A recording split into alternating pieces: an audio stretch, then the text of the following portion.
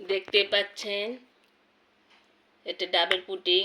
যারা বানান যারা খান তারা তো অবশ্যই জানবেন। আর এটা হলো দুধ ডিম দিয়ে পুডিং করা হয়েছে। আর এটা ভাজা সেমাই আমি খাবো, এটা আমার নিজের করা ভাজা সেমাই। আর ডাবের পুডিং কিন্তু এইভাবে করে তুলতে হয় সাইজ করে, সেটা তো আমি অবশ্যই তুলবো, যত হাজবেন্ডকে দিব। একটু আমার মতো করে তুলে আপনাদের সাথে খেয়ে শেয়ার করি। দেখেন কত সুন্দর, ওয়াও। এগুলো কিন্তু আমার ছোটো বোনেরা বানাইছে, আমার 2টে বোন আছে ছোট, আমরা 3 বোন। আর এইখান থেকে একটু পুটিং একটু সামান্য তুলে আর কি শেয়ার করতেছে। এভাবে কিন্তু পুটিং খাওয়া হয় না, ভিতরে অনেক সুন্দর হয়ে থাকে। দেখেন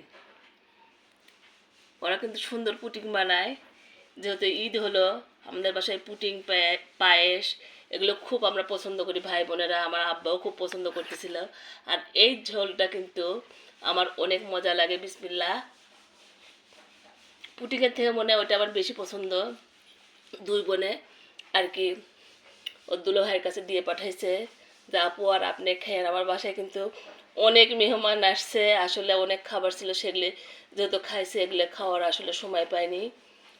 ডাবের পুটিং আর আপনার ডিমের পুটিং সবার সাথে একটু খেয়ে শেয়ার করলাম, এখানে রাখলাম। একটু ডাবের পুটিংটা দেখেন কত সুন্দর আর অনেক সুস্বাদু হয়। আমিও পারি কিন্তু ওদের মতো অত ভালো পারি না, সেটা একটু তোলা যাচ্ছে না আসলে। বিসমিল্লাহ। অনেক অনেক ভালো। আল্লাহ হাফেজ।